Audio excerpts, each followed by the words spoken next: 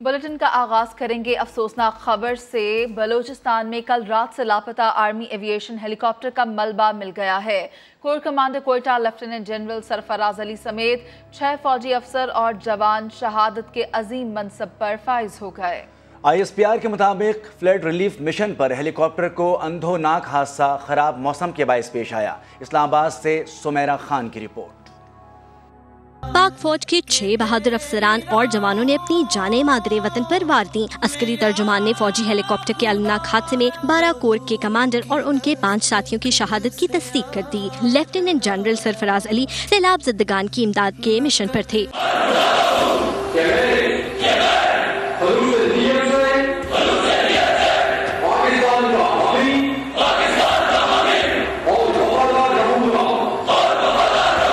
ISPR के army aviation के helicopter का मलबा लसबेला के करीब मूसा गोठ विंदर से मिला। इब्तिदाई तहकीकात के मुताबिक हादसा खराब मौसम के बाइस पेश आया। शोहदा में corps commander Quetta lieutenant general Sarfaraz Ali के अलावा DG coast guard brigadier Amjad Hanif, commander engineer 12 corps brigadier Khalid, pilot major Saeed Ahmed, मावन पायलट मेजर तलहा मन्नान और क्रू चीफ नाइक मुदस्सिर फयाज शामिल हैं।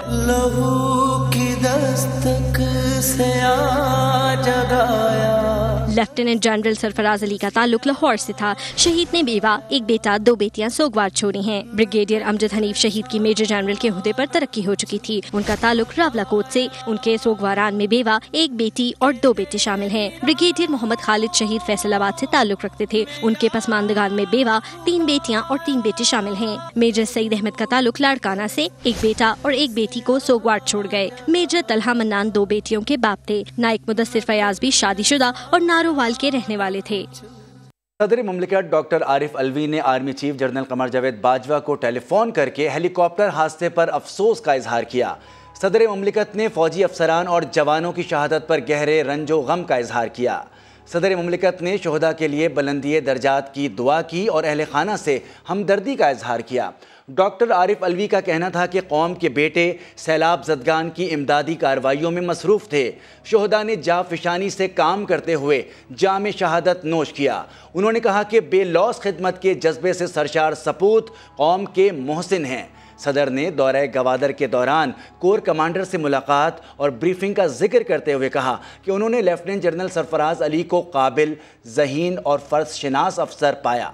आर्मी चीफ कमर जावेद बाजवा ने सदर मुमलिकत को हादसे की तफसीलात से आगाह करते हुए बताया कि इमदादी सरगर्मियों के दौरान ख़राब मौसम की वजह से हद निगाह कम हुई और हेलीकॉप्टर को हादसा पेश आया। आर्मी चीफ ने बताया कि हेलीकॉप्टर का मलबा तलाश कर लिया गया है। वज़ीर आज़म शहबाज शरीफ ने बलूचिस्तान में पाक फौज के हेलीकॉप्टर के हादसे में फौजी अफसरान और एहलकारों की शहादत पर रंज और गम का इजहार किया है। वज़ीर आज़म के मुताबिक पूरी कौम अपने शहदा को सलाम पेश करती है। वतन के ये बेटे कौम का फ़ख्र हैं। शहदा ने सैलाब ज़दगान को बचाने के लिए जानें कुर्बान कर दी। शहदा इंसानियत की खिदमत और फ़र्ज़ की बजा आवरी की रोशन मिसाल बने हैं। लेफ्टिनेंट जनरल सरफराज अली फ़र्ज़ शनास और काबिल अफसर थे। हम शहदा के अहले खाना से दिली हमदर्दी और ताज़ियत करते हैं।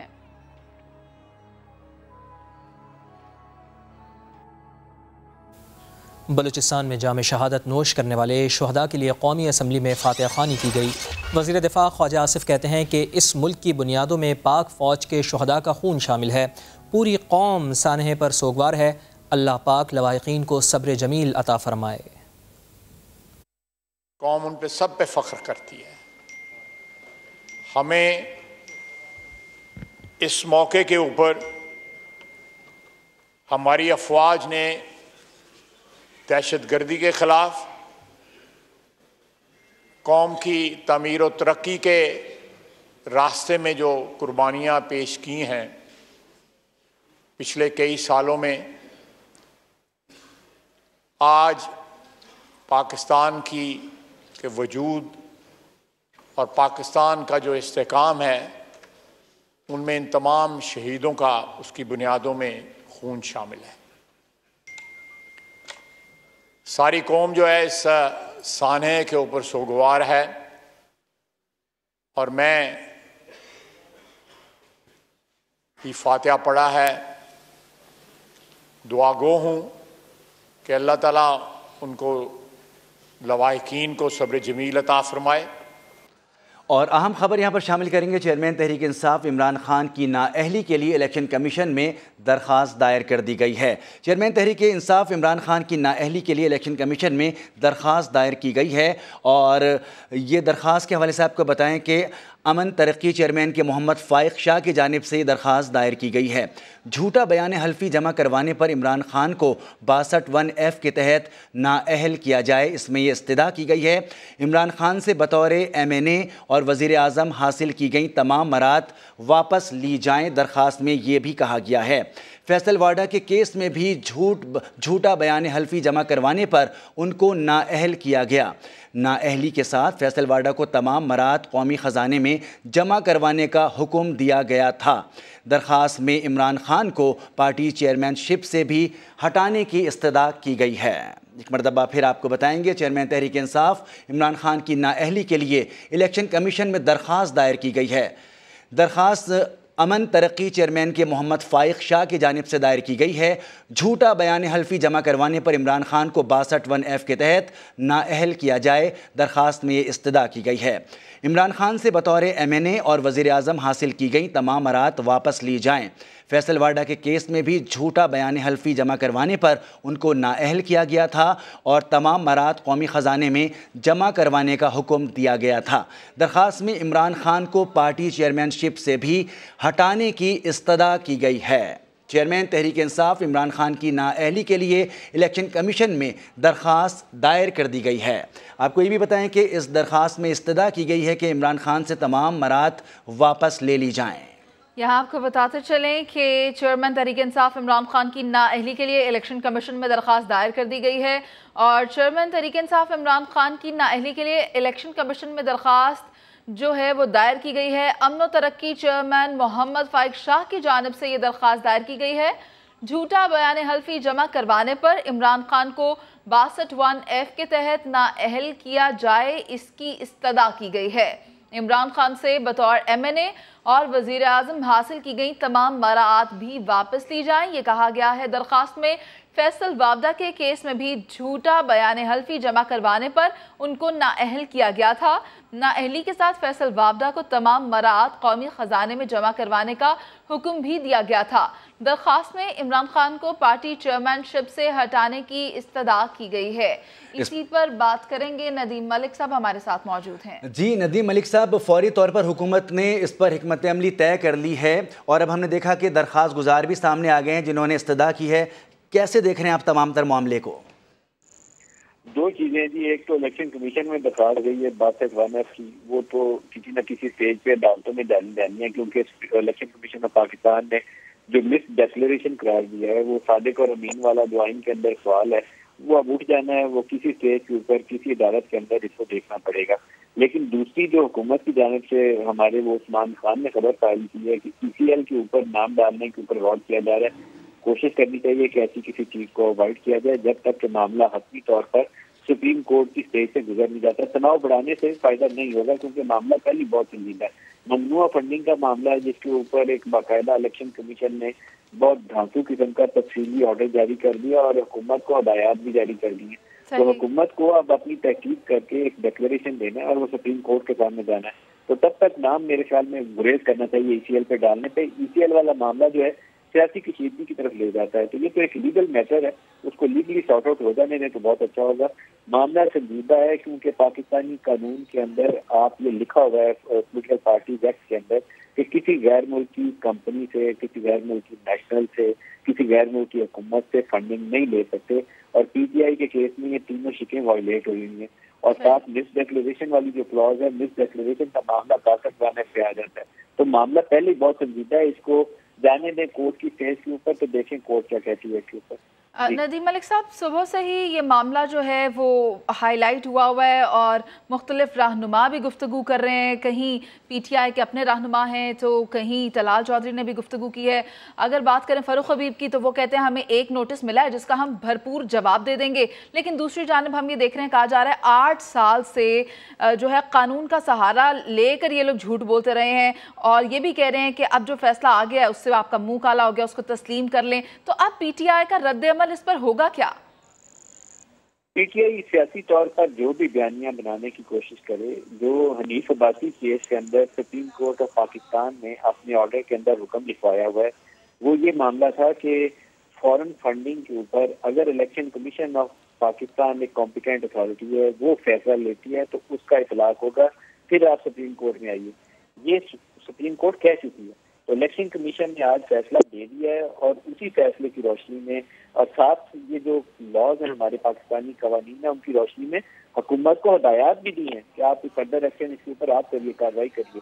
तो वो डिक्लेरेशन तो हुकूमत देगी, वो पीछे नहीं हटने वाली। बड़ा क्लियरली इंटेंट उनकी कल से नजर आ रही थी कि इलेक्शन कमीशन का अगर ऐसा फैसला आया तो गवर्नमेंट मूव करेगी। तो गवर्नमेंट से आज इंटीरियर मिनिस्टर, लॉ मिनिस्टर ने अपनी वाज़ेह पोजीशन ले लिया कि हम इसके ऊपर कार्रवाई करेंगे और ये मामला हतमी तौर पर फिर अगर फेडरल गवर्नमेंट डिक्लेरेशन देती है तो सुप्रीम कोर्ट के सामने चले जाएगा। लेकिन इसको डिफेंड कैसे करेंगे पीटीआई वाले, क्योंकि जो फॉरेन कंपनीज की फंडिंग वाला मामला है वो काबिल दिफा है ही नहीं है, ममनू है ये फंड पाकिस्तान में, पाकिस्तानी कवानीन में, और ख़ास तौर पर एक ऐसे मौके के ऊपर जब 27 मार्च से इमरान खान एक रजीम चेंज की कॉन्स्पिरेसी के ऊपर फौज को, अपोजिशन पार्टीज को और हर उस शख्स को पीटीआई मुखालफ जो है उसको मीर जाफर करार दे चुके हैं। फौज के सिपहसालार को भी इन्होंने छोड़ा, कहा कि अमरीकी साजिश थी। तो अब अमेरिका से 351 कंपनियां निकलेंगे जिससे ममनुआ फंड हासिल किए हुए हैं, तो कैसे जस्टिफाई करेंगे। इसी तरीके से मनी लॉन्ड्रिंग, उनका एक बड़ा पॉपुलर बयानिया, मनी लॉन्ड्रिंग आपसे गद्दारी करता है, मनी लॉन्ड्रिंग शहबाज शरीफ करता है, तो मनी लॉन्ड्रिंग का पैसा अबराज वाले का वो पीटीआई में निकला है। तो ये दो ऐसे रेट्रिक्स है जिसके ऊपर तहरीक इंसाफ की सियासत खड़ी थी, वो दोनों को बहुत शदीद झटका लगा। जी बहुत शुक्रिया नदीम मलिक साहब, आप इस पर गुफ्तगू कर रहे थे। आपसे मज़ीद भी इस सिलसिले में गुफ्तगू करेंगे। इस वक्त रुख करते हैं, हमारे नुमाइंदा जुल्करनैन इकबाल हमारे साथ मौजूद हैं। जुल्करनैन, ये बताइएगा कि तहरीक इंसाफ इमरान खान, चेयरमैन इमरान खान की नाअहली के लिए इलेक्शन कमीशन में जो दरख्वास्त दायर की गई है, इसका जो है इसकी मतन में क्या है और क्या इसमें चीदा चीज़ें हैं जो दरख्वास्त गुजार ने बयान की हैं? देखिए, चेयरमैन अम तरक्की पार्टी है ख्वाहिश शाह, उनकी जानिब से दरखास्त इलेक्शन कमीशन में दायर की गई है, जिसमें मौका पर इख्तियार किया गया है कि इलेक्शन कमीशन ने जो आज फैसला जारी किया उसके मुताबिक इमरान खान ने जो डिक्लेरेशन दिए हैं अपने अकाउंट्स के वो दुरुस्त नहीं थे, लिहाजा झूठे बयान हल्फी देने पे, झूठे डिक्लेरेशन देने पे इमरान खान के खिलाफ आर्टिकल 62 एक्ट के तहत कार्रवाई की जाए। इसमें हवाला दिया गया इलेक्शन कमीशन के ही फैसले का, जिसमें फैसल वावड़ा जो साबिक वफाकी वजीर और पीटीआई के काम रहनुमा थे, उनके हवाले से कि जब उन्होंने अपने झूठे बयान हल्फी दिया उस पर इलेक्शन कमीशन ने 62 एक्ट के तहत कार्रवाई करते हुए उन्हें तायाद नाअहल करार दिया था।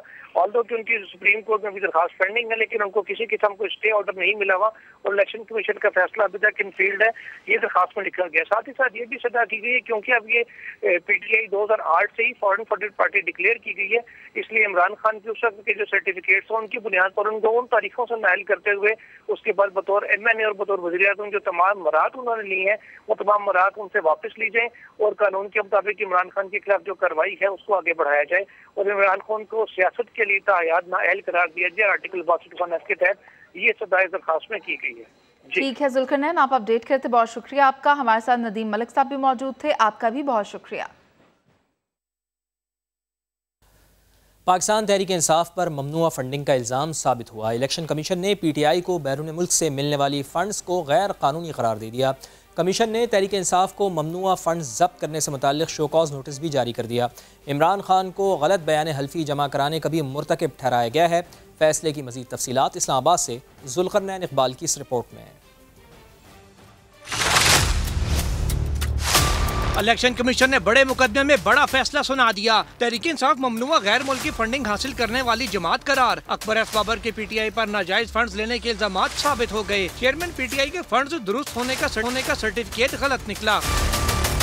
चीफ इलेक्शन कमिश्नर ने 3 रुकनी बेंच का 70 सफ़ात पर मुश्तमिल तहरीरी फैसला जारी कर दिया। फैसले में कहा गया है कि स्टेट बैंक से मिलने वाली मालूमात के मुताबिक पीटीआई ने सिर्फ 8 बैंक अकाउंट जाहिर किए, मजमूई तौर पर 16 अकाउंट छुपाए। 13 अकाउंट पीटीआई की आला क़यादत ने खुलवाए मगर उनसे लाताल्लुकी जाहिर की गई। अकाउंट जाहिर न करना पीटीआई की जानिब से आर्टिकल 17(3) की खिलाफ वर्जी है। साल 2008 से 2013 तक इमरान खान के जमा कराए गए सर्टिफिकेट सरीहन गलत हैं। इमरान खान के सर्टिफिकेट स्टेट बैंक रिकॉर्ड से मुताबिकत नहीं रखते।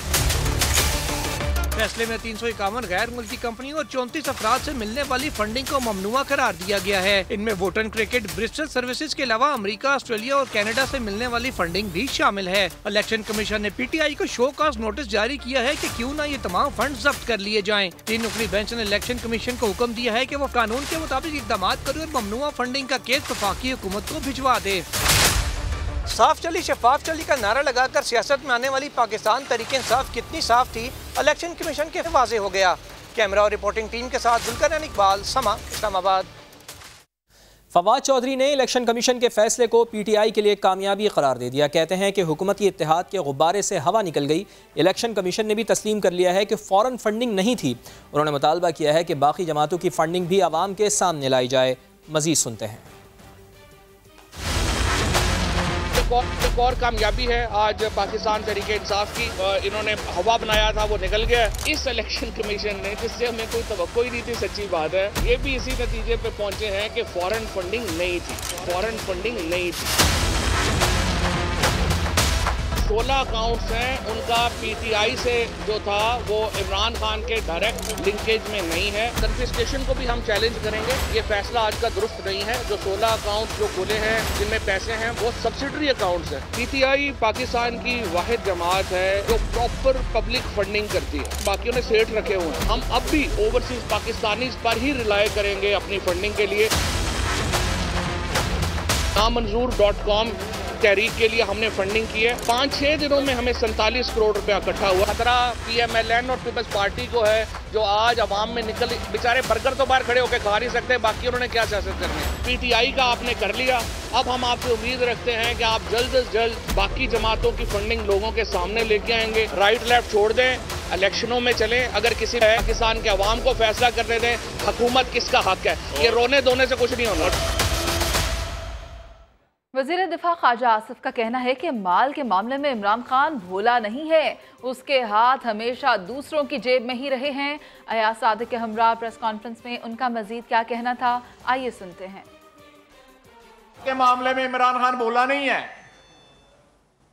ना इक़्तिदार के मामले में। सारी उम्र उसके हाथ लोगों की जेबों में रहे हैं। जब कैप्टन था सारी टीम इसको मीटर कहती थी, जब तक इसमें पैसे न डालो ये चलता नहीं। जो हमें कहता है कि हम अमरीकी साजिश की बदौलत इक़्तिदार में आए हुए हैं, लेकिन आज जब फॉरेन फंडेड एजेंट खुद साबित हुआ है, पाकिस्तान के एक आईनी इदारे ने इसके मुतल्लिक ये अल्फाज इस्तेमाल किए हैं, तो ये समझ आती है कि क्यों हमारी मईशत बर्बाद हुई। एक बार फिर साबित हो गया है कि इमरान खान सर्टिफाइड झूठा है। वज़ीर आज़म शहबाज शरीफ का रद्द अमल भी सामने आ गया। मुस्लिम लीग नून की नायब सदर मरियम नवाज ने कहा है कि फितना खान वाहिद सियासतदान है जो बैक वक्त झूठा, बदनवान, मनी लॉन्डरर और बैरूनी क़ुव्वतों की इमाम पर काम करने वाला साबित हुआ। वज़ीर इत्तलात मरियम औरंगज़ेब ने इमरान खान से पार्टी चेयरमैन के ओहदे से फौरी इस्तीफ़ा देने का भी मुतालबा कर दिया। झूठ के पांव नहीं होते, मगर सच भी लाख छुपाए नहीं छुपता। तहरीक इंसाफ की ममनुआ फंडिंग से मुताल्लिक इलेक्शन कमीशन के फैसले ने हुकूमत के बयानिए को मोहर लगा दी। वज़ीर आज़म शहबाज शरीफ ने कहा कि कौम को गैर मुल्कियों से चलाई जाने वाली इमरानी सियासत के नुकसानात का सोचना चाहिए। वज़ीर आज़म ने कहा कि इमरान न्याजी पर आइन की खिलाफ वर्जी का इल्जाम है। झूठे हलफनामे जमा कराने और गैर मुल्की रकम कबूल करने के भी इल्जामात हैं। वफाकी हुकूमत अब कानून के मुताबिक इलेक्शन कमीशन के फैसले पर अमल दरामद यकीनी बनाएगी। वज़ीर इत्तलात मरियम औरंगज़ेब ने कहा कि चोर, झूठा, गैर मुल्की फंडिंग और मनी लॉन्ड्रिंग करने वाला आखिर 8 साल बाद पकड़ा गया। बोली, इमरान खान पाकिस्तान के खिलाफ गैर मुल्की साजिशी मंसूबा था और है। इमरान खान झूठा और जालसाज है जिस पर इलेक्शन कमीशन ने मोहर लगा दी। मुस्लिम लीग नून की नायब सदर मरियम नवाज ने ट्वीट में लिखा कि फितना खान पाकिस्तान का पहला और वाहिद सियासतदान है जो एक ही फैसले में नाकाबिले तरदीद सबूतों के साथ बैक वक्त झूठा, बदउन्वान, मनी लॉन्ड्रर और बैरूनी कुव्वतों की ईमा पर काम करने वाला साबित हुआ है। इमरान खान का अपना ही बनाया हुआ ईमानदारी और हुब्बुल वतनी का झूठा बुत आज औंधे मुंह गिर पड़ा। बेशक अल्लाह हक है।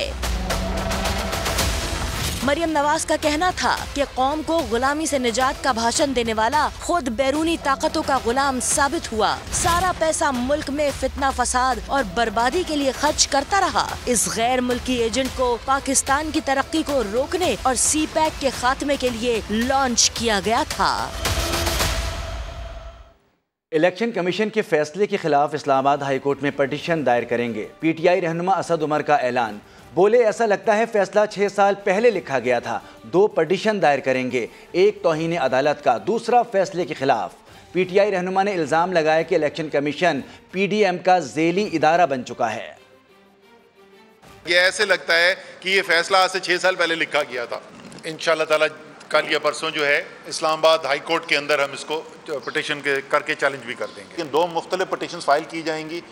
एक तौहीन अदालत की पटिशन होगी कि वाज़े सुप्रीम कोर्ट की और हाई कोर्ट की हिदायत के बावजूद इलेक्शन कमीशन ने, क्योंकि वो एक ज़ेली इदारा है पीडीएम का, तो उन्होंने सिर्फ जो है वो तहरीक इंसाफ की जो है उसके ऊपर तो अपनी फरमूदात दे दी हैं, लेकिन कौम के सामने वो लाने को नहीं तैयार हैं। पता नहीं किस चीज़ के ऊपर पर्दा डाल के बैठे हुए हैं कि वो ना मुस्लिम लीग नून का सामने लाते हैं, ना पीपल्स पार्टी के सामने लाते हैं। ये होगी तौहीन अदालत की पटिशन। दूसरी जो इस फैसले को चैलेंज करने के लिए कि इस फैसले के अंदर जो जिसका मैंने भी आपसे जिक्र किया, जो कानून की भी खामियां इसके अंदर मौजूद हैं और हकाइक की भी खामियां हैं, वो दोनों हम पटिशन में लेकर जाएंगे। आईनी इदारे ने इमरान खान को चोर और जालसाज साबित कर दिया है। सरबराह पाकिस्तान तहरीक इंसाफ में थोड़ी सी भी शर्म है तो वो मुस्ताफ़ी हो जाएं। वज़ीर दाखिला राना सनाउल्लाह ने इलेक्शन कमीशन के फैसले को हुकूमत और अदलिया के लिए इम्तिहान करार देकर इमरान खान की ताहयात नाअहली का मुतालबा दोहराया। बताया कि मामलात आईन और कानून के तहत आगे बढ़ाए जाएंगे। ये साबित हुआ है कि फितना फसाद खान झूठा आदमी है। इलेक्शन कमीशन ने जो है वो एक तारीखी फैसला दिया है। आईनी अदारे ने उसे चोर डिक्लेयर किया है, उसे जालसाज डिक्लेयर किया, और लेकिन उसे कोई शर्म है तो उसे चाहिए खुद जो है वो मुस्तफ़ी हो, खुद जो है वो मुस्तफ़ी हो। जेलम के जो डब्बू साहब हैं वो कह रहे थे जी फॉरेन फंडिंग का तो कोई जिक्र ही नहीं है। दुश्मन ममालिक के लोगों के नाम भी मौजूद हैं जिनसे जो है ये फंड्स जो है वो लेते रहे हैं। गवर्नमेंट का भी इम्तहान है और गवर्नमेंट जो है वो इस इम्तहान में सुरखरू होगी। अदलिया का भी जो है वो इम्तिहान है। इस बात के ऊपर अपने बेटे से तनख्वाह लेनी थी, ली नहीं है और डिक्लेयर नहीं किया, तो इसलिए जो है वो सारी ज़िंदगी के नाअहल। यहाँ पे कौन कौन सी डिक्लेरेशन जो है वो नहीं हुई, ये है चोरी। इस आदमी को हमेशा के लिए जो है वो नाअहल होना चाहिए। अगर गवर्नमेंट खुद को सेटिस्फाई करेगी, डिक्लेरेशन जो है वो नोटिफाई करेगी, डिक्लेरेशन जो है वो सुप्रीम कोर्ट में जाएगी। सुप्रीम कोर्ट का जो लार्जर बेंच, बल्कि फुल बेंच जो है डिक्लेरेशन को अपहोल्ड करता है, वो पार्टी जो है वो फोर्थ जो है वो ख़त्म हो जाएगी। और अभी आपको बताएं, पंजाब में बड़ी काबीना की ख्वाहिश परवेज़ इलाही और मोनिस इलाही इमरान खान को मनाने में नाकाम। चेयरमैन पीटीआई ताहाल सिर्फ 18 रुकनी काबीना की मंजूरी पर राजी हुए, जिसमें सिर्फ तहरीक इंसाफ के अरकान शामिल होंगे। काफ लीग को पहले से दी हुई 2 वजारतें भी वापस लेंगे। इस पर मजीद बात करेंगे समा के नुमाइंदे आसिम नसीर से। जी आसिम नसीर, क्या तफसीलात हैं आपके पास? जी बिल्कुल, गुज़िश्ता दिनों साबिक़ वज़ीर-ए-आज़म इमरान खान और चेयरमैन तहरीक इंसाफ उन्होंने लाहौर का दौरा किया था, और जहाँ पर उनकी वज़ीर आला की कुर्सी पर बैठने की तस्वीर बड़ी वायरल हुई। वहीं पर अब एक बड़ी खबर सामने आ रही है कि पंजाब की काबीना में जो बुज़दार सरकार में मुस्लिम लीग काफ को हिस्सा दिया गया था, 2 वजारतें दी गई थी, वो भी अब जो है वापस ली जा रही हैं और पंजाब की नई काबीना बनाई जा रही है 18 रुकनी, और उसकी मंजूरी दी गई है चेयरमैन तहरीक इंसाफ इमरान खान की तरफ से और चौधरी परवेज़ इलाही, चौधरी मोनिस इलाही की तरफ से, जो बार बार कहा गया कि पंजाब में वज़ीर दाखिला समेत दीगर जो वजारतें हैं उनमें काफ लीग के अफराद को अकोमोडेट करना है, उससे एक भी उस पर अमल दरामद नहीं हुआ। अभी जो हमारे पास ज़राए से खबर आ रही है उसके मुताबिक कहा जा रहा है कि मुस्लिम लीग काफ का कोई शख्स जो है इब्तदाई काबीना के अंदर शामिल नहीं होगा, जबकि काबीना के अंदर मियाँ महमूद रशीद, डॉक्टर यास्मीन राशिद, मियाँ असलम इकबाल, डॉक्टर मुराद राज, राजा बिशारत, हाशिम जवान बख्त, खुरम विरट, राजा यासर रमाइयों, हाशिम डोगर, इन्हें जो है अकोमोडेट किया जाएगा, जैसे अली अफजल शाही, लतीफ नजर गुजर, मोहसिन लगारी और फयाज चौहान, उन्हें भी वजीर बनाया जाएगा। महकमा दाखिला के लिए कहा जा रहा है कि साबिक अफसर हाशिम डोगर, उन्हें जो है वजीर दाखिला पंजाब बनाया जा रहा है। ताहम मैं ये भी आपको बताना चलूँ नाज़रीन को कि अभी इस तमाम मंजूरी तो आ गई है तहरीक इंसाफ की तरफ से, लेकिन अभी भी पंजाब के अंदर ये लिस्ट जारी है और इसका बाकायदा नोटिफिकेशन अभी तक जारी नहीं हो सका। बिल्कुल, बहुत शुक्रिया आसिम नसीर। साबिक़ वज़ीर क़ानून पंजाब और पाकिस्तान तहरीक इंसाफ के मरकज़ी रहनुमा राजा बशारत का कहना है कि वज़ीर आला चौधरी परवेज़ इलाही सैलाब से मुतासरा इलाकों का दौरा कर रहे हैं। जैसे ही फुर्सत मिलती है काबीना तश्कील पा जाएगी। फॉरेन फंडिंग केस का फैसला आ चुका है और करप्शन भी साबित हो चुकी है, तो आपको क्या लगता है कि पाकिस्तान तहरीक इंसाफ को रिलीफ मिल गया है? ये जो एक तासुर था कि जी इस फैसले में पीटीआई को बैन कर दिया जाएगा, निशान वापस ले लिया जाएगा या इमरान खान साहब को डिस्क्वालीफाई कर दिया जाएगा, ऐसी कोई बात नहीं है। पोजीशन की तरफ से ये कहा जा रहा है कि जी सादिक और अमीन नहीं रहे, तो इस किस्म की बात नहीं है। इसमें कोई खान साहब ने कोई ओथ नहीं दी हुई थी या कोई एफिडेविट नहीं दिया हुआ था। उन्होंने सिंपल रिटर्न्स जो उनके फाइनेंशियल टीम है जो उसने बनाई थी, उन्होंने उसको साइन करके ताकि सबमिट करवा दी। तो मैं समझता हूँ कि कोई ऐसा इशू नहीं है। इमरान खान साहब लास्ट टाइम जब आए और उन्होंने वजीर आला ऑफिस में 7 घंटे गुजारे, लेकिन वजीर आला पंजाब परवेज इलाही सिर्फ एक मीटिंग में शामिल हुए, तो कोई डेडलॉक बरकरार है आपका? वो हमारा पार्टी का मसला था और पार्टी की मीटिंग्स हो रही थी। चूंकि परवेज इलाही साहब हमारे कोalition पार्टनर हैं, तो वो जो जहां तक उनका अपना एक बनता था वो मौजूद रहे। आज भी चीफ मिनिस्टर साहब जो हैं वो डेरा गाजी खान गए हुए हैं सैलाब की वजह से, और फिर कुछ डेंगू का सिलसिला भी चल रहा था, कोरोना का सिलसिला चल रहा था, तो चीफ मिनिस्टर साहब ने आते ही ज्यादा अपनी तवज्जो जो है वो उन मसाइल को हल करने की तरफ दी। तो इंशाल्लाह ताला जल्द कैप्टन बन जाएगी। अच्छा, अगर परवेज इलाही साहब इमरान खान साहब के कहने पर असम्बलियां जल्द नहीं तोड़ते, तो आपका अगला लाहे अमल क्या होगा? एक लेवल ऑफ अंडरस्टैंडिंग जो है परवेज इलाही साहब के और इमरान खान साहब के दरमियान, उसमें जो भी खान साहब कहेंगे वो परवेज साहब करेंगे, क्योंकि इनका आपस में एक म्यूचुअल अंडरस्टैंडिंग जो है वो उसका लेवल जो है वो बहुत ठीक है।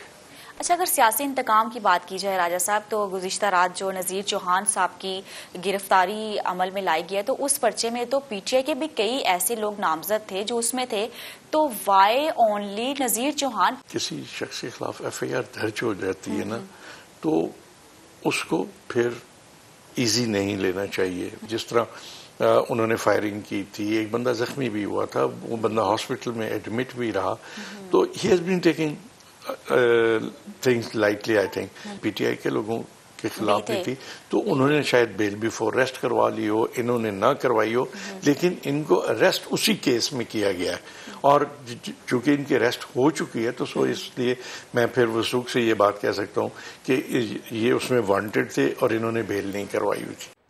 पीटीआई ममनुआ फंडिंग केस के दरख्वास्त गुजार अकबर एस बाबर कहते हैं कि इल्जामात दुरुस्त साबित हो गए, अब इमरान खान इस्तीफा दें। अकबर एस बाबर के मुताबिक ये सच्चाई का ताकत से मुकाबला था जिसमें वो सुर्खरू हुए।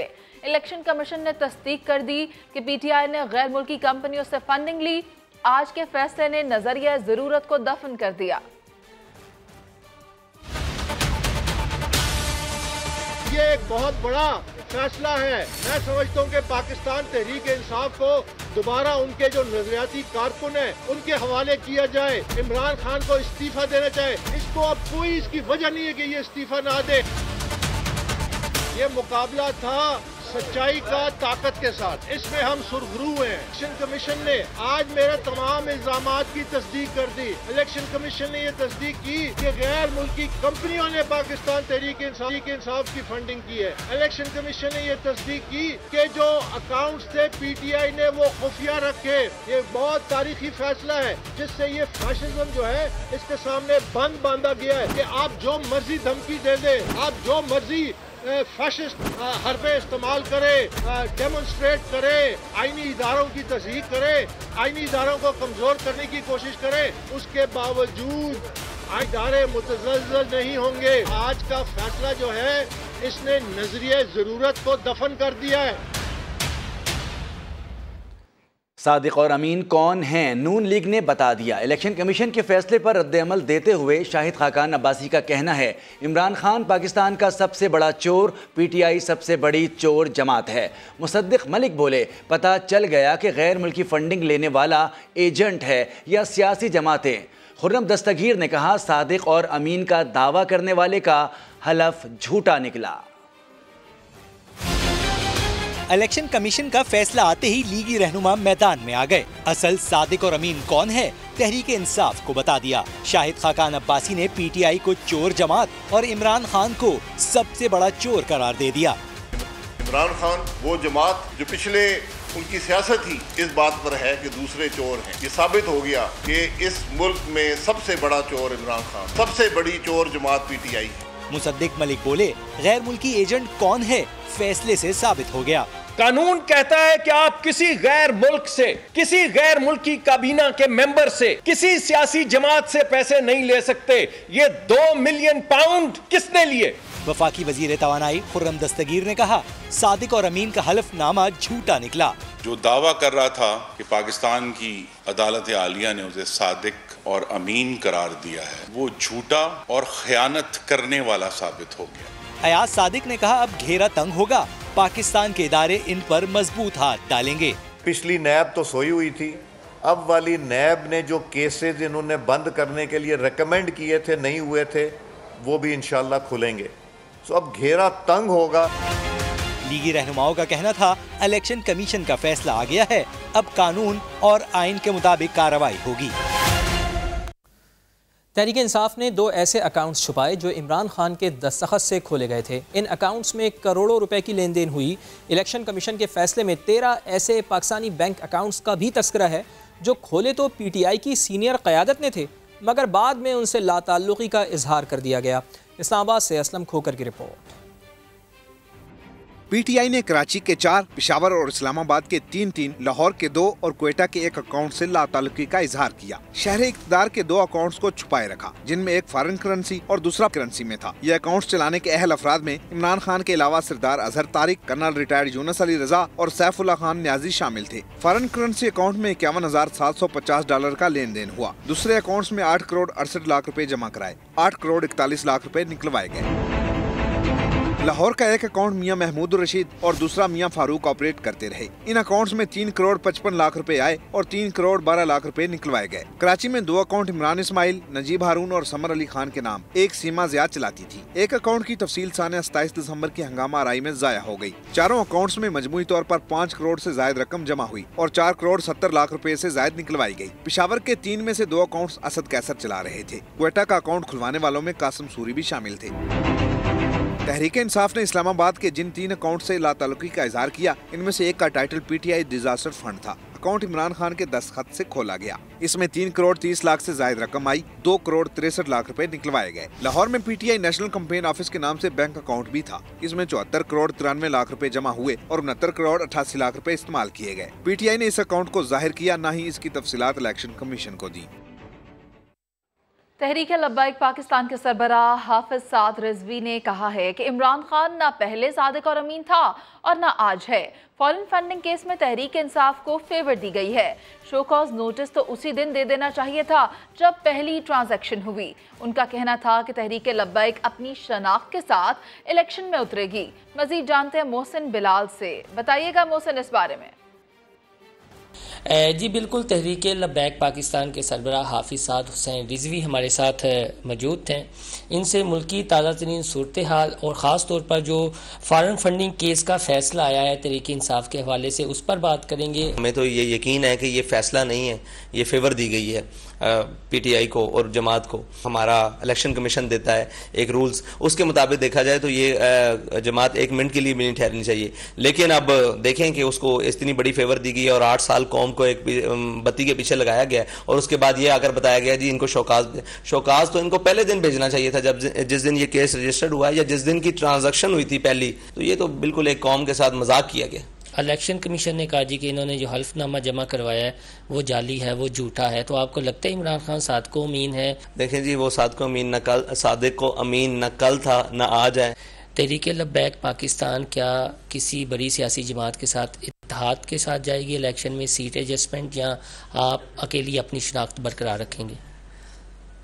इलेक्शन जब भी हो इंशाल्लाह तहरीक लब्बैक पाकिस्तान तैयार है और इंशाल्लाह तहरीक लब्बैक पाकिस्तान अपनी शनाख्त के साथ और अपने मंशूर के साथ और मिशन के साथ इंशाल्लाह मैदान में उतरेगी। हम इमरान खान साहब की कोई बात भी कबूल नहीं करते और रही बात इलेक्शन की तो वो मैदान में पता लगेगा।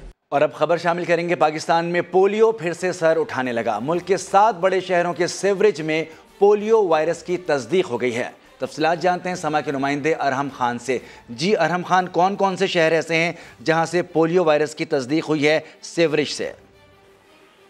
जी बिल्कुल, पाकिस्तान के 7 बड़े शहरों में पेशावर, बन्नू, नौशहरा, सवात, इस्लामाबाद, रावलपिंडी और लाहौर शामिल है जिनके सीवरेज में पोलियो वायरस की तस्दीक हुई है। और इस्लामाबाद के सब्जी मंडी के जो इलाका है सीवरेज में पोलियो वायरस की मौजूदगी का इंकशाफ हुआ है। इस्लामाबाद के जो सीवरेज में आखिरी बार पोलियो वायरस 2018 में सामने आया था। रवां साल पाकिस्तान में अब तक पोलियो के 14 केसेस सामने आ चुके हैं। इसके अलावा अगर बाकी शहरों में बात करें तो लाहौर में मुल्तान रोड पर, शाहीन मुस्लिम टाउन पेशावर, हिल कॉलोनी, नौशहरा, सैदर सवार के सीवरेज में भी पोलियो की तस्दीक हुई है। तो पाकिस्तान में एक दफा फिर से पोलियो वायरस जो है वो सर उठाने लग चुका है। रवां साल पाकिस्तान में पोलियो के 14 केस अब सामने आ चुके हैं और आज जो खबर आई है उसके मुताबिक 7 बड़े जो शहर हैं पाकिस्तान के उनके सीवरेज। बहुत शुक्रिया, हमारी नुमाइंदा हमें तफसीलात से आगाह कर रही थी। तहरीक इंसाफ झूठे प्रोपेगेंडे से बाज नहीं आई। रहनुमा सेहत कार्ड को दोबारा बहाल करने की पोस्टें करने लगे। हकीकत में बुजदार दौर के बाद सेहत कार्ड पर दुगने मरीजों का इलाज हुआ। लाहौर से दानियाल उमर की रिपोर्ट। हमारी जब पंजाब में वापस गवर्नमेंट आई है तो सबसे पहली चीज हमने करनी है हेल्थ कार्ड जो इन्होंने बंद कर दिया था वो शुरू करना है। झूठा प्रोपेगेंडा सीखे तहरीक इंसाफ से, जिसने चलते हुए प्रोजेक्ट को बहाल करने का क्रेडिट लेना शुरू कर दिया। पीटीआई के सोशल मीडिया पेजेस पर सेहत कार्ड दोबारा बहाल करने की पोस्ट लगाई जा रही हैं, जबकि रिकॉर्ड्स के मुताबिक सेहत कार्ड 1 रोज के लिए भी बंद नहीं हुआ था।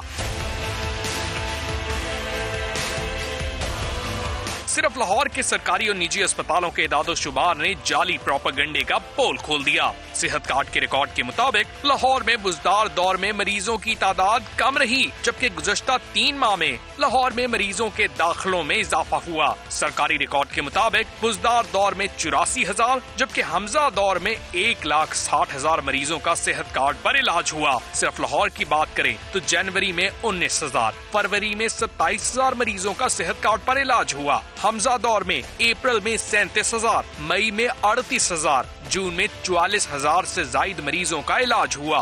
तहरीक इंसाफ का सेहत कार्ड बहाली का झूठा प्रोपेगेंडा पीटीआई के अपने अकाउंट्स के अलावा यास्मीन राशिद, पंजाब हुकूमत समेत मुताद्दिद रहनुमाओं के हैंडल से किया गया। दानियाल उमर, समा, लाहौर। क्या गलत सर्टिफिकेट्स जमा करवाने के बाद भी इमरान खान सादिक और अमीन रहेंगे? हुकूमत ने तहरीक इंसाफ पर पाबंदी का इशारा दे दिया। अलकायदा सरबरा एमन अल जवाहिरी और उसामा बिन लादेन की हलाकत में कितनी मुमासलत है, तफसीलात देखिए कुछ देर बाद प्रोग्राम 7 से 8 में। अभी आपको बताएं, बलूचिस्तान में पाक फौज के हेलीकॉप्टर हादसे में शहीद होने वाले नाइक मुदस्सिर फैयाज का ताल्लुक शकरगढ़ से है। हमारे नुमाइंदे काशिफ जावेद इस वक्त मुदस्सिर के घर के बाहर मौजूद हैं। आइए उनसे बात करते हैं। जी मुदस्सिर। हाँ जी बिल्कुल, गुज़श्ता रोज़ लसबेला के मुकाम पर अपने सलाबज़दगान बहन भाइयों की मदद के लिए जाने वाले पाक फ़ौज को हेलीकॉप्टर हादसे का शिकार हो गया, जिसकी वजह से आला फ़ौजी क़यादत के साथ साथ जो एविएशन डिपार्टमेंट से तलक रखने वाले मुदस्सिर फैज़ नामी नौजवान भी शहीद हो गए हैं। इस वक्त मैं उनके घर के बाहर मौजूद हूँ। जो ही इनके वर्सा को इनकी शहादत की खबर मिली है इलाके भर में, साथ साथ इनके वर्सा में एक शोक का समा है। दूसरी तरफ जब इनके अहले वर्सा से हमारी बात हुई तो उनका ये कहना था कि हमें अपने भाई की शहादत पर पर नाज है। उन्होंने अपने सलाम में फंसे हुए पाकिस्तान बहन भाइयों की मदद करते हुए जाम शहादत नोश किया है। तो दूसरी मज़ीद बताता चलूँ तो ये अपने 5 बहन भाइयों में मुदस्सर फैज़ का चौथा नंबर था। 2 साल कबल इनकी शादी हुई थी, जबकि इनके वालिदैन इससे पहले ही फौत हो चुके हैं। मज़ीद आपको बताऊँ तो इस अहले इलाका से जब हमारी मुदस्सर फैज़ के बारे में बात हुई तो उनका ये कहना था कि मुदस्सर फैज़ एक इंतहाई मिलनसार और मोहब्बत करने वाला इंसान था, जबकि शहादत का जज्बा लिए ये पिछले 14 साल से पाक फ़ौज में अपनी खिदमत सर अंजाम दे रहा था। जी।